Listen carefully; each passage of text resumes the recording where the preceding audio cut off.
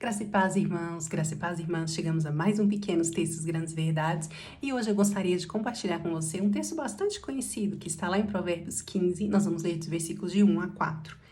A resposta gentil desvia o furor, mas a palavra ríspida desperta a ira. A língua dos sábios torna atraente o conhecimento, mas a boca dos tolos despeja insensatez.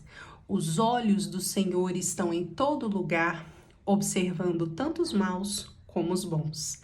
Palavras suaves são árvore de vida, mas a língua enganosa esmaga o espírito.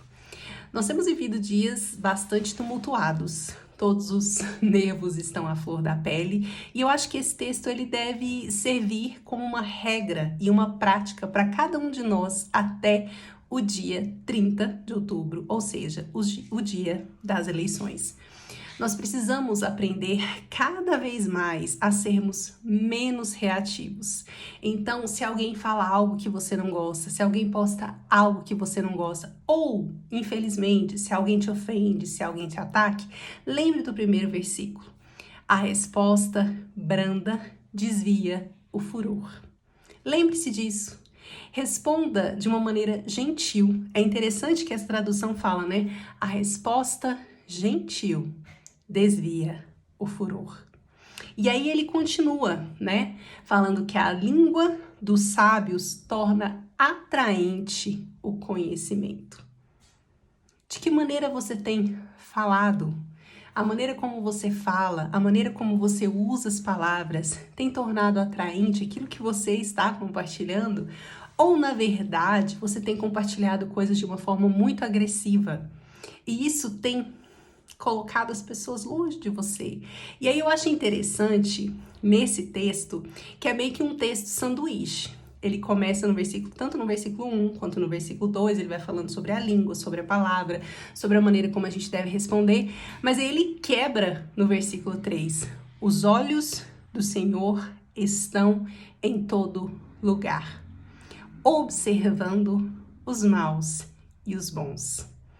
E eu acredito que esse é um lembrete importante para nós nesses dias. Os olhos do Senhor estão em todo lugar, observando tanto o mau uso quanto o bom uso da língua. Os olhos do Senhor estão sim em todo lugar, observando tanto o mau uso quanto o bom uso da palavra. É interessante a gente pensar, né, que nesse texto ele fala sobre a língua, ele fala sobre resposta, língua, e aí ele vem falando a respeito da presença de Deus, do olhar de Deus sobre todos nós. Porque é um lembrete importante. Às vezes a gente fala, hoje em dia principalmente a gente posta. Se a gente parasse um pouquinho para pensar e pensar assim, Deus está vendo, Deus está lendo, como Deus se sentiria vendo isso? Como Deus se sente vendo as minhas redes sociais? É uma pergunta que eu preciso me fazer. Como Deus se sente vendo as suas redes sociais?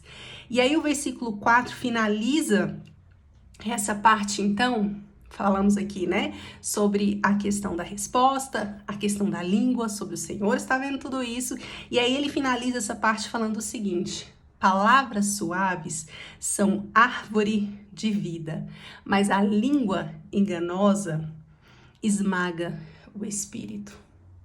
Como têm sido as suas palavras? As suas palavras têm sido árvore de vida? Elas têm trazido sombra para as pessoas que estão à sua volta, elas têm lançado sementes para as pessoas que estão à sua volta, elas têm dado fruto que as pessoas podem digerir?